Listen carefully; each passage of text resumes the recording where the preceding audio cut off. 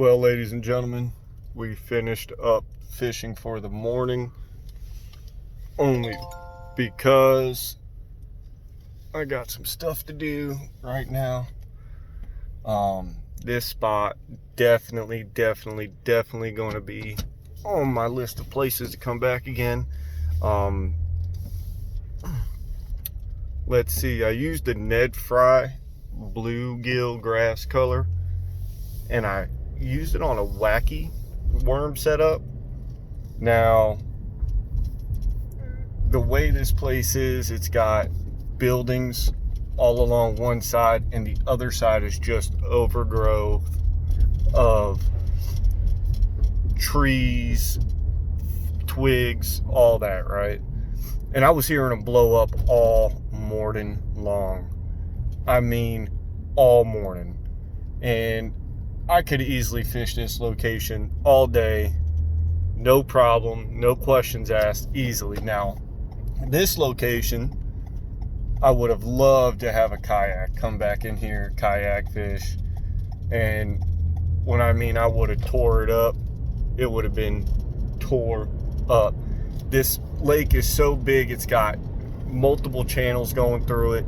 It's a part of Butterfly World, which means it is an absolute beast of a lake that has multiple locations that you could go in and out of. Unfortunately, at the moment, I'm only land fishing. So what I do for land fishing, and what I try to do, is go on to Google Maps with the satellite view, and I try to pinpoint locations that I want to try fishing.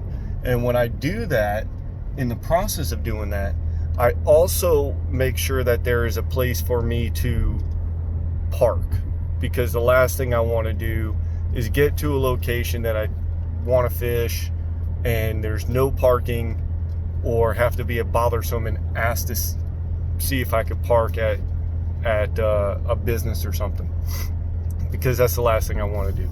So first and foremost, the first thing I do is, when I find the location, I zoom in, I make sure there is absolutely, without a shadow of a doubt, a place for me to park, and that way I won't get towed, especially since my wife would kill me.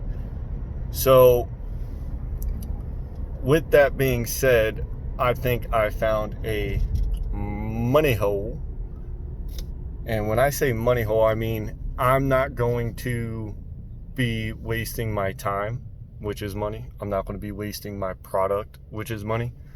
And it's also a honey hole. I personally believe I just caught my personal best just then. Bank fishing, had to be at least a 7-pound bass. Few times I went out, I was getting skunked. I caught a few, peacock bass, but the main thing I'm going for is largemouth. So big Florida bass is what I'm going for, hence the name Bassin' for Biggins. If you haven't done so already, please hit the subscribe button. Please hit that thumbs up, like button. It really does a lot for me, helps out. Doesn't really mean much, but it lets me know that you guys are out there watching and wanting more of these videos. Now, yeah, right now I am only on my phone. Eventually I will upgrade, get myself a GoPro for the chest. That way you guys can see exactly what I do, how I work the baits, how I'm throwing it, why I'm throwing certain baits, especially during certain times of the year and during certain conditions. Don't get me wrong, I threw a chatterbait this morning with a swim bait on the back as the trailer, and I also threw a frog. They weren't liking that. It was chilly this morning, still chilly this morning. It's only 70 degrees, and this morning it had to be around 66, 67. So I don't know if that played a role in it on why the wacky worm worked, but at the same time, I'm not complaining.